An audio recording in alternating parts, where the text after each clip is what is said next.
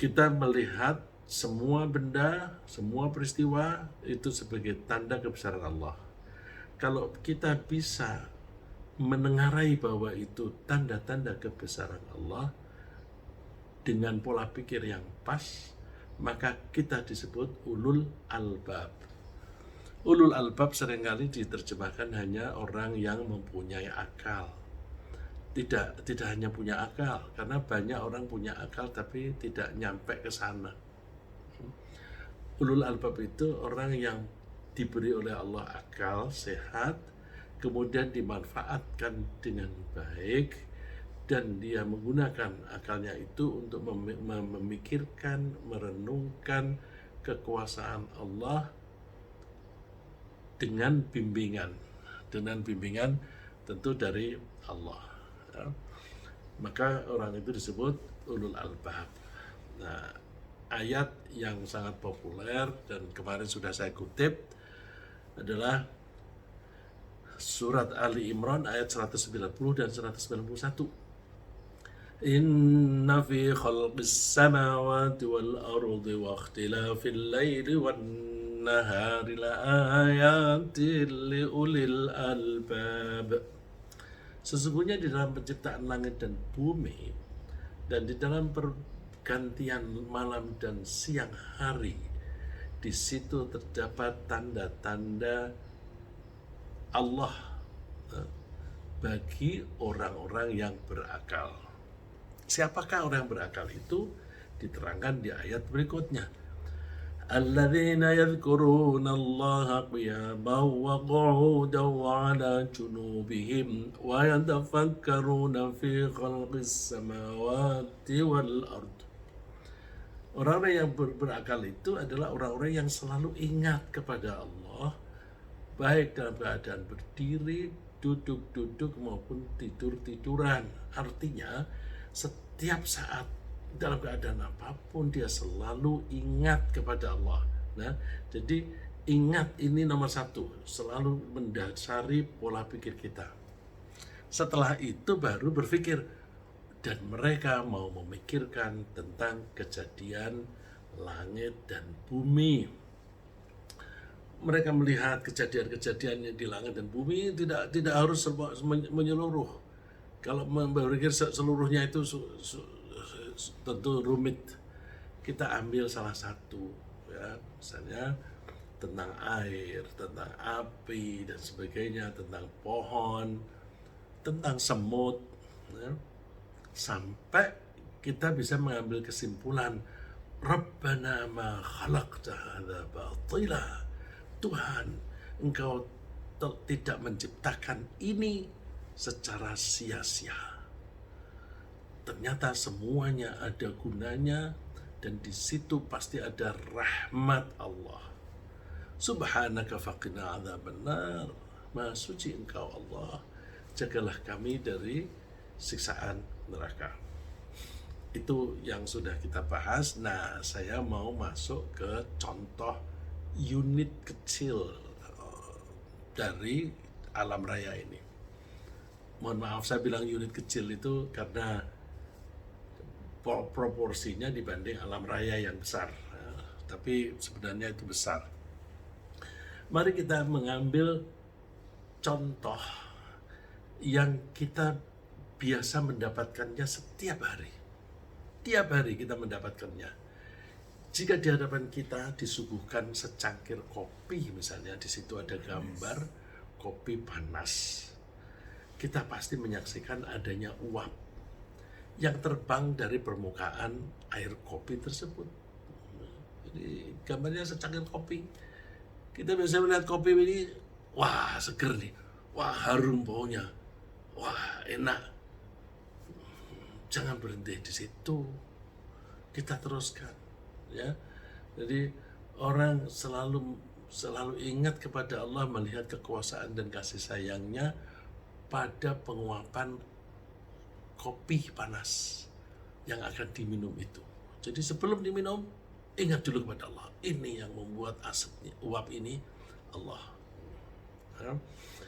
Jika uap itu bergerak ke arah hidung kita, Kita merasakan harumnya bau kopi. Harum, gitu kan. Kita berharap badan kita akan terasa lebih segar setelah minum kopi panas atau hangat. Tapi jarang di antara kita yang menjadi sadar bahwa betapa lemahnya kita sebagai manusia. Kok saya mulai dengan lemah. Mohon maaf. Melihat uap itu saja, kita sudah merasa, wah betapa lemah kita ini. Kenapa? Kita tidak bisa hidup tanpa air untuk diminum. Ini air kopi, intinya kan di air. Kalau aku tanpa minum kok rasanya tidak segar. Apalagi kalau haus, kekurangan air, itu bisa dehidrasi. Bisa sakit, bahkan bisa mati. Terlambat minum saja bisa membuat kita kehausan dan merasa pusing. Maka seharusnya kehadiran kopi panas ini bisa membangkitkan rasa mohon maaf. Maka seharusnya kehadiran kopi panas ini bisa membangkitkan rasa syukur kita kepada Allah yang selalu menyediakan air dalam jumlah yang memadai untuk kita. Yang memadai. Air itu kita sangat bergantung pada air. Air itu suatu makhluk yang tidak diberi akal. Tapi air itu harus bisa menyadarkan kita bahwa kita ini tidak layak sombong. Karena apa? Air yang gak punya akal itu saja, itu membuat kita hidupnya bergantung padanya sebagai makhluk ya. Nah, kita mesti menggantungkan kepada Allah. Tapi Allah, kenapa kita menggantungkan kepada Allah? Kita membutuhkan air yang membuat Allah. Jadi kita bergantungnya kepada Allah. Tapi secara lahiriah kita ini hidupnya sangat bergantung pada air yang tidak punya akal. Gitu kok kita sombong. Kita nggak usah dikasih minum 3 hari atau 4 hari aja mati gitu loh. Jadi tidak layak kita itu menyombongkan diri. Jadi pada saat yang sama ketergantungan kita pada air, suatu makhluk yang tidak diberi akal, harus menyadarkan kita tidak layak menjadi sombong di muka bumi. Kita sangat membutuhkan air karena kita telah diciptakan dari air. Bukti bahwa kita diciptakan dari air adalah bahwa sekitar 70% atau lebih dari badan kita ini terdiri dari benda cair. Hanya sekitar 30% saja itu yang berupa benda padat. Allah sendiri berfirman, "Wallahu khalaqu kulla dabbatin min ma', faminhum man yamshi 'ala bathrihi, wa minhum man yamshi 'ala rijlain, wa minhum man yamshi 'ala arba'."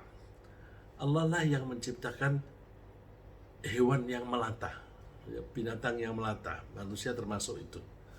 Dibuatnya dari air. Nah, di antara binatang yang melata di muka bumi itu ada yang berjalan pakai perut seperti ular. Berjalannya pakai perut, kok bisa ya? Gitu. Ada juga di antara binatang-binatang itu berjalan pakai 2 kaki, seperti kita manusia. Ada juga yang berjalan pakai 4 kaki, seperti binatang ternak dan beberapa binatang buas. Nah, secara khusus untuk manusia, Allah menyebut bahwa manusia juga dibuat dari air. Wa huwallazi khalaqa minal ma'i basharan faja'alahu nasaban wa sihra wa kana rabbuka qadira. Dan dia pula Allah yang menciptakan manusia dari air. Lalu dia jadikan manusia itu punya keturunan dan musaharah. Musaharah itu hubungan yang diakibatkan, hubungan persaudaraan yang diakibatkan dari perkawinan. Jadi kayak periparan, besanan dan sebagainya, itu namanya musaharah. Dan Tuhanmu Maha Kuasa. Kembali ke uap. Terhadap uap yang terbang dari api yang panas tersebut, kita pada umumnya hanya menganggap sebagai fenomena biasa dan tidak merasa tertarik untuk mempelajarinya sebagai ayatnya Allah. Padahal dari uap itu kita bisa menangkap betapa Allah menyayangi kita. Melalui penguapan air semacam itulah, sebagai bagian dari siklus air, ya, penguapan itu bagian dari siklus air, perputaran air. Dengan adanya siklus air itu, Allah menjamin akan adanya persediaan air yang cukup secara terus menerus. Meskipun kita setiap hari mengonsumsi air dan menggunakannya untuk berbagai keperluan dalam jumlah yang banyak sekali. Kita pakai banyak, makin banyak penduduknya, makin banyak pemakaian kita. Kita bikin pabrik juga butuh air. Jangankan pabrik, orang menggergaji batu ada gergaji. Iya, batu marmer itu kan dipotong-potong menjadi lempengan. Nah, itu memotongnya itu pakai gergaji. Ketika digergaji itu kalau nggak pakai air panas, itu harus kocori air terus itu. Sambil digergaji dikocori air. Nah, jadi penggunaan air itu banyak sekali. Tanpa air kita tidak bisa. Nah, itu harus menjadi pelajaran bagi kita. Dan salah satu cara Allah itu menjamin ketersediaan air itu, Allah membuat siklus air. Air itu berputar. Ada uap, nanti uap berubah menjadi awan, awan jadi hujan. Ada juga ada kalanya awan jadi es jatuh, kemudian mengalir di sungai dan sebagainya, terus menguap lagi, naik, sehingga jumlah air itu di alam raya ini, atau lebih lingkupnya, lebih sempitnya, di dalam atmosfer bumi ini, jumlahnya akan tetap, cuma berubah bentuk. Ada kalanya dia berubah menjadi air cair, ada kalanya jadi es, ada kalanya jadi salju, ada kalanya jadi gas. Nah, ketika menguap itu dia berubah menjadi gas. Nah, agar jumlah penguapan air itu cukup banyak untuk keperluan manusia, Allah membuat sekitar 70% atau lebih dari permukaan bumi ini ditutup oleh air. Kalau kenapa sih Allah membuat laut kok begitu banyak, kok begitu luas? Lebih luas daripada buminya. Iya, karena kita manusia butuh air. Maka permukaan bumi ini sebagian besar harus berupa air. Loh, kalau kita lihat angkanya, badan kita mengandung cairannya kira-kira 70% lebih. Permukaan bumi itu juga ditutup oleh air. Jumlahnya 70% atau lebih. Ya, ada yang mengatakan 70%, ada yang mengatakan 71, 72, ya anggaplah 70% lebih. Ya. Nah, jadi Allah membuat sekitar 70% dari permukaan bumi itu ditutup air. Air itu baik berupa lautan, berupa sungai, danau, atau rawa-rawa. Itu semuanya menguap setiap hari. Jam berapapun, temperatur berapapun. Cuma makin tinggi suhunya, penguapannya makin cepat. Masih ada lagi penguapan. Yaitu apa? Dari daun-daun pepohonan. Setiap hari daun-daun pepohonan itu di pori-porinya itu akan melepaskan H2O. Air itu akan dilepas. Makanya kalau kita misalnya berada di padang pasir, tidak ada air, caranya supaya bisa minum, pohon kita tutup pakai plastik, ya, lembaran plastik, terus kita biarkan aja beberapa saat, nanti air yang menguap dari pori-porinya itu akan berubah jadi air lagi. Jadi air kemudian kita bisa minum dari situ. Itu bukti bahwa setiap saat pohon itu mengeluarkan airnya melalui pori-pori daunnya. Maka kalau tidak disiram setiap hari, mati dia karena sebagian besar dari airnya itu hilang dari situ. Nah,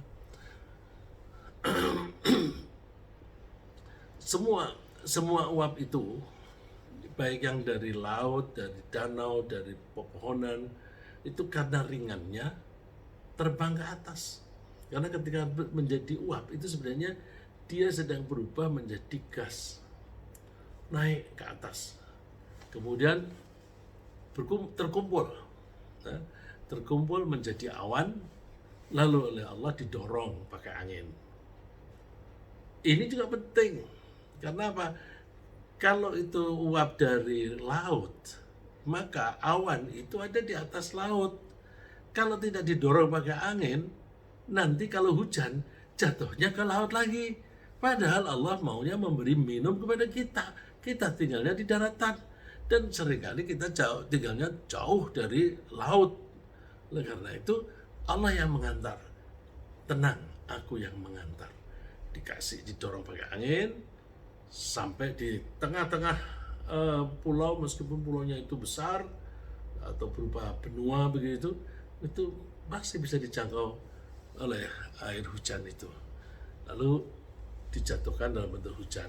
Maka terjadilah siklus air dari bumi naik ke atmosfer, dan ketika hujan kembali lagi ke bumi. Nah, di situ saya ambilkan gambar dari Britannica ensiklopedia. Nah, ada gambarnya, tulisannya kecil-kecil ya. Nanti kan bapak-bapak dan ibu-ibu bisa mendapatkan gambar ini, materinya. Jadi air dari laut, danau, rawa-rawa menguap ke atas, ditambah dengan air yang dari pepohonan, namanya transpiration, kemudian mereka berkumpul menjadi awan, lalu jatuh lagi. Nah, jatuhnya itu sebagian di daratan. Daratan itu sebenarnya kumpulan dari gunung-gunung. Nah, hujan itu lebih banyak turunnya di daerah tinggi.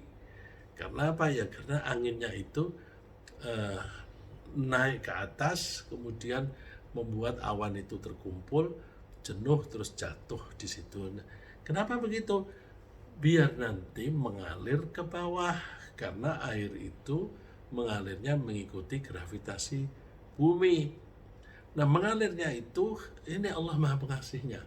Ada yang dialirkan lewat permukaan berupa sungai, ada yang diresap oleh tanah. Peresapan ini penting. Tidak hanya untuk pohonan-pohonan yang ada di situ, tapi peresapan itu supaya nanti airnya juga mengalir di bawah tanah. Jadi underground itu air akan mengalir. Pengaliran itu penting supaya kalau kita itu butuh air, kita tinggal ngebor, bikin sumur, nanti bisa dapat air. Kalau tidak ada resapan di situ, maka kita akan sulit mendapatkan air, dan seterusnya, nanti kembali ke laut. Nah, nanti kita bahas bahwa kok ada air yang dari yang di tanah, yang dari hujan itu kok tidak asin, nanti di laut asin. Oh, asin dan tidak asin itu penting sekali. Ya. Kembali ke masalah hujan. Datangnya hujan itu seringkali ditunggu-tunggu, terutama oleh para petani dan pekebun. Maka bergembiralah mereka dengan datangnya bahan utama pendukung kehidupan manusia. Allah menyebutkan di dalam Al-Quran, Allahul ladzi yursilur riyaha fatuthiru sahaban fayabsutuhu fis samai kaifa yasha'u waj'aluhu kisafan fataral wadqa yakhruju min khilalihi fa idza asaba bihi man yasha'u min 'ibadihi idza hum yastabshirun. Allah, dialah yang mengirim angin lalu angin itu menggerakkan awan, dan Allah membentangkannya di langit menurut yang dikehendaki oleh Allah. Jadi ada daerah-daerah yang dikasih awan, ada yang tidak, dan Allah menjadikannya bergumpal-gumpal. Lalu kamu melihat hujan keluar dari celah-celahnya. Maka apabila hujan itu turun mengenai hamba-hambanya di daratan yang dikehendaki, maka tiba-tiba mereka menjadi gembira. Idahum yastabshirun, berarti turunnya hujan itu memberi kegembiraan karena penuh berkah. Dengan air itu kita bisa minum, dengan air itu pepohonan bisa tumbuh, dengan pohon tumbuh itu kita bisa makan dari itu, binatang juga bisa makan, nanti sebagian dari binatang kita makan. Jadi semuanya itu berasal dari air. Padahal sebelum turunnya hujan, banyak orang di daerah-daerah yang kering itu hampir merasa putus asa karena mereka tidak bisa bercocok tanam, dan binatang ternak mereka pun juga kehabisan rumput. Wa in kanu min qabli an yunazzala alaihim min qablihi lamublisin. Dan sesungguhnya sebelum hujan diturunkan kepada mereka, mereka benar-benar merasa berputus asa. Jadi hujan ini bisa menghilangkan, mengurangi atau menyisihkan rasa putus asa.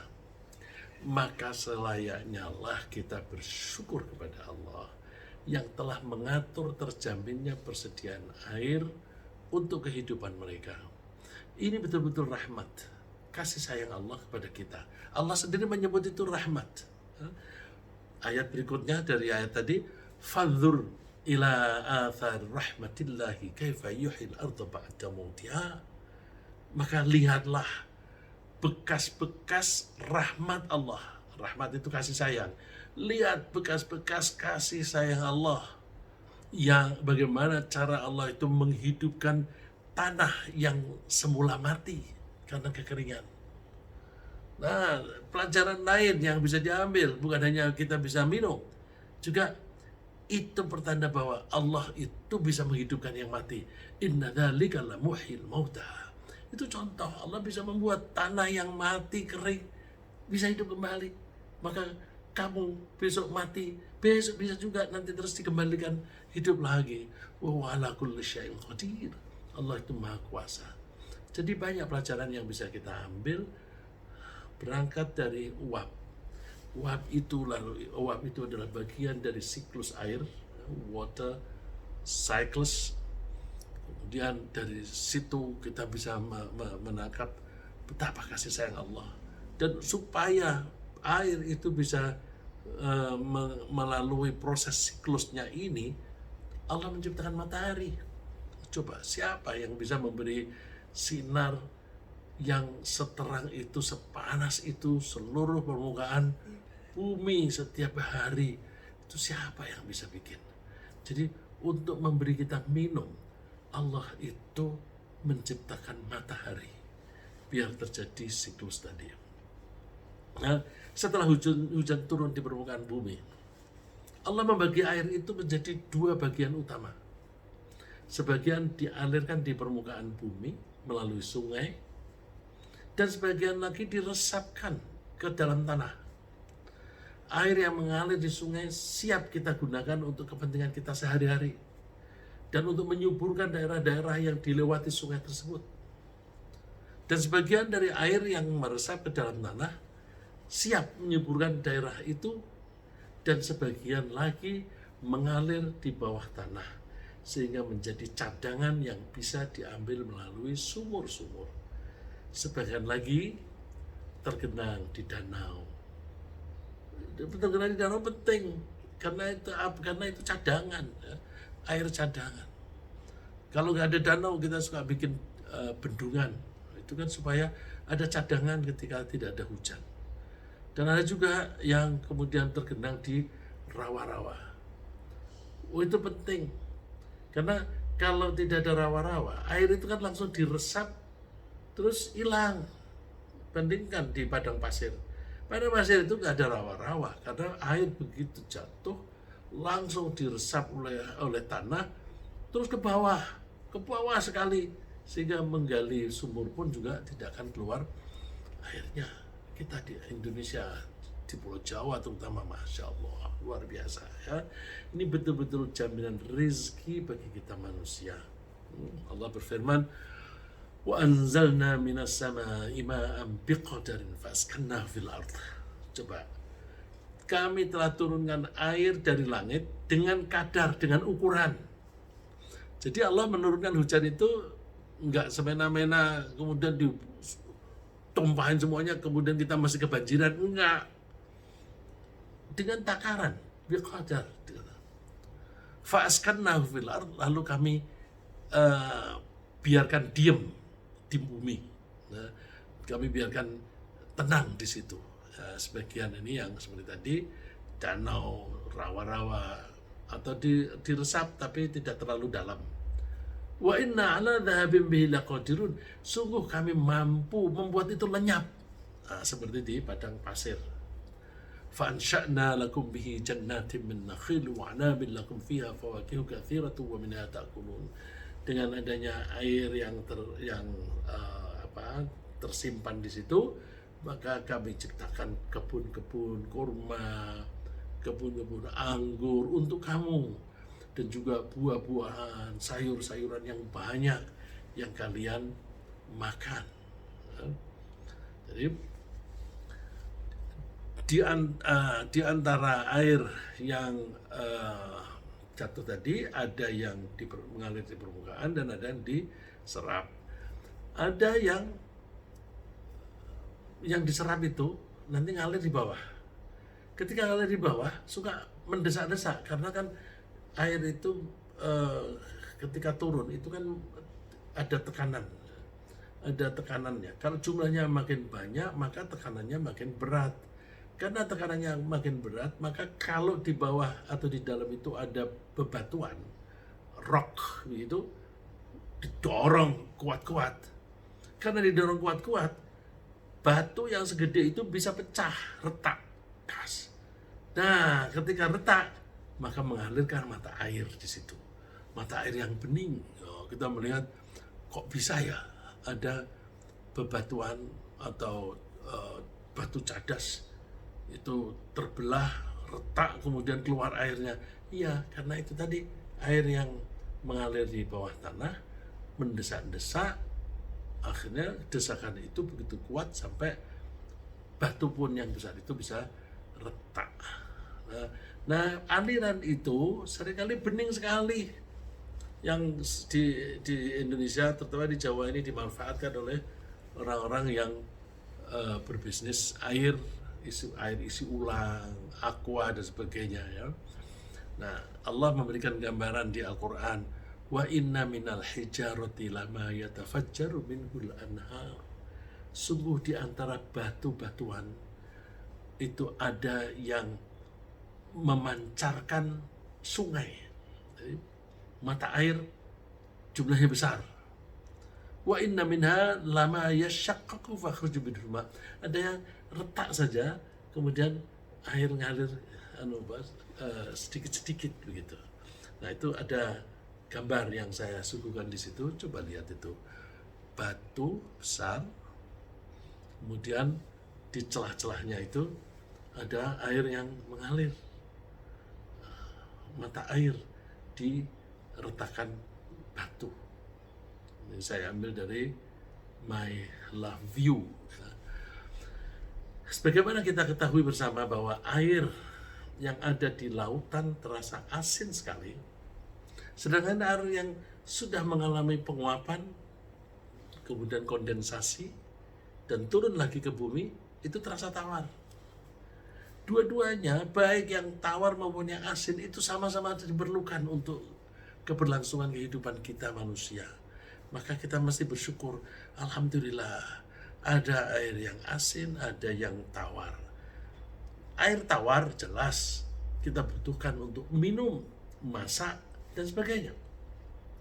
Sedangkan air asin itu sangat diperlukan untuk membersihkan dan mematikan kuman yang bercampur pada air buangan rumah tangga dan pabrik. Coba kita kan kalau di kamar mandi itu kan kita buang kotoran itu, terus kotorannya sering-sering eh, dialirkan ke sungai. Pabrik-pabrik juga begitu, nanti buangannya dialirkan ke sungai. Itu banyak kuman, banyak penyakit di situ. Terus mengalir ke laut. Nah, kalau laut itu tidak asin, nggak bisa menetralisir itu. Itu kuman-kuman itu harus mati. Karena kalau nggak mati, makin banyak kuman, manusia itu bisa sakit semua, mati semuanya. Allah tidak ingin kita sakit dan mati. Maka dibuatlah sungai itu, laut itu akhirnya asin. Gimana? Coba kita suka-suka pergi ke tepi laut. Kalau di sini saya kemarin sepanjang perjalanan dari Tuban ke Rembang itu lewat di pinggir laut. Terus kadang-kadang ada muara sungai. Nah, sungai-sungai sekarang ini kan banyak tercemar itu. Mengalir ke sana ke laut. Kemudian laut itu dibikin ombaknya oleh Allah. Dengan apa? Dengan angin. Kasih angin. Terutama siang hari. Kalau siang hari itu gerakan anginnya cepat. Sehingga itu bisa menggoyang si permukaan air. Terus kedorong ke tepian. Dorong ke tepian, terus sampai di pinggir, rupiuk begitu. Lalu akhirnya naik di pantai. Naik, ditarik lagi ke tengah, terus gerupiuk ke tepi, ke tengah lagi. Ini apa? Untuk mengambil kotoran-kotoran. Mana kotoranmu? Bawa sini kotorannya. Tarik terus ke sana. Nah, itu kalau kita lihat ombak itu kan di permukaan, terus setelah sampai tepi, nanti ke bawah, yang di atas itu didorong oleh angin ke pinggir. Kembaliannya ini ke bawah, di bawah. Makanya kalau berenang di tepi laut itu, di pantai begitu, seringkali berbahaya. Karena di bawahnya itu seringkali narik ke tengah. Nah, seringkali ada anak-anak yang mati tenggelam karena seperti itu. Nah, itu penting, ya, penting. Ditarik ke atas, ke tengah lagi, terus diambil lagi ke tengah. Nah, setelah sampai di tengah, laut itu yang luas sana itu berputar karena arah angin juga. Ya, ini kalau kita lihat gambarnya di lautan Pasifik misalnya, itu dikasih petunjuk bagaimana air itu berputar di Pasifik ke utara, kemudian benturan dengan pulau, kemudian balik lagi ke selatan, terus berputar lagi. Itu mengaduk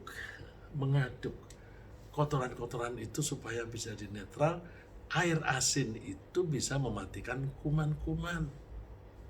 Jadi penting adanya garam di laut.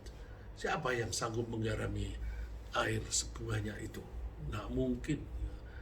Dan kalau kita menggarami, garam kita aja juga diambil dari laut, ya, terus kita kembalikan ke laut, belum apa-apanya. Ya, Allah memberikan gambaran pentingnya dua air. Ya. Wa ma yastawil bahrani hadza 'adbun furatun sa'ighun syarabuhu wa hadza milhun ujaj.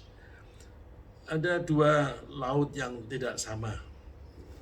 Ini di muara sungai. Muara sungai, terutama sungai yang besar. Nah, itu yang air yang dorongan dari sungai itu tawar.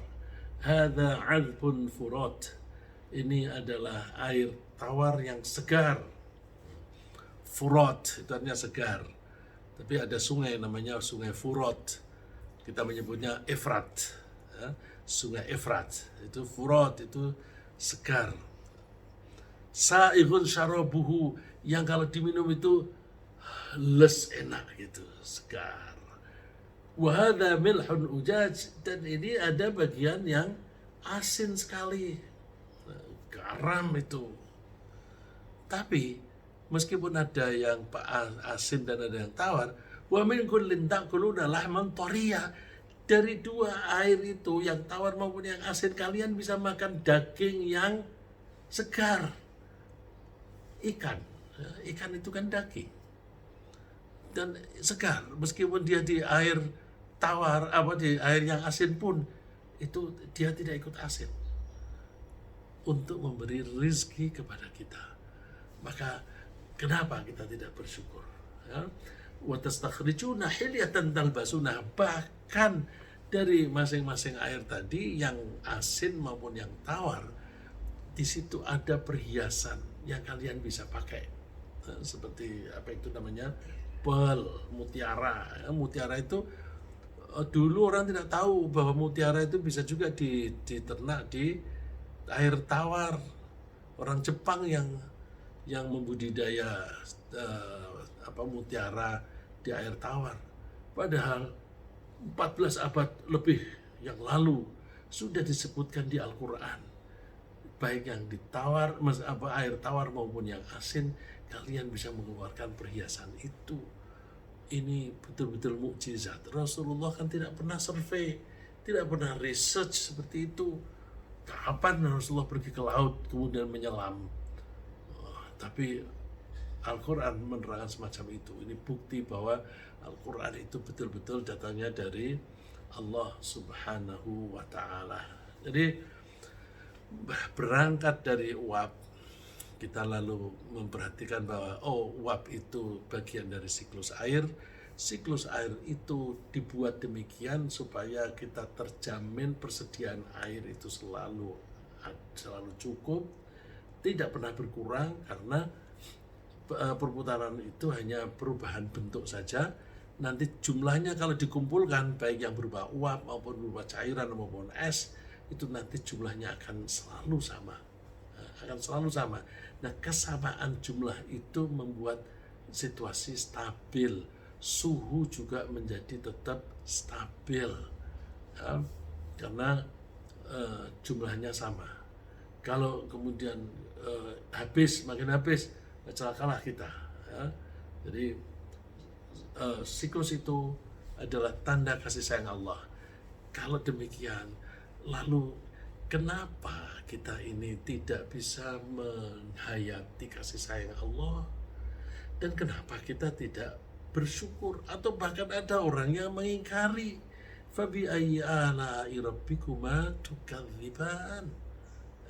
Oleh karena itu, saya dengan satu contoh ini mengajak, udahlah kita melihat unit apapun di alam raya ini, di situ ada tanda-tanda kebesaran Allah. Bahkan pada pertemuan yang lalu saya singgung kejadian pertikaian saja, peperangan saja, itu juga tanda-tanda kekuasaan Allah, tanda-tanda kasih sayang Allah, meskipun dalam kejadian itu ada yang mati gitu. Jadi kalau kita punya waktu nanti, mudah-mudahan kita bisa ambil contoh-contoh dalam kehidupan sehari-hari ini. Nanti unit-unit apa di alam raya ini yang bisa kita jadikan pelajaran. Ringkasnya, uap air adalah salah satu tanda kebesaran dan kasih sayang Allah. Allah menutup sebagian besar bumi dengan air agar jumlah penguapan bisa memadai untuk kebutuhan kita. Allah membagi jalur pengaliran air hujan agar distribusinya merata. Ada yang di permukaan, ada yang di dalam tadi. Air tawar dan air asin sama-sama dibutuhkan untuk kehidupan manusia. Semoga Allah memberi kita kecerdasan untuk memahami tanda-tanda kekuasaan Allah di alam raya ini, sehingga kita termasuk ulul albab. Amin.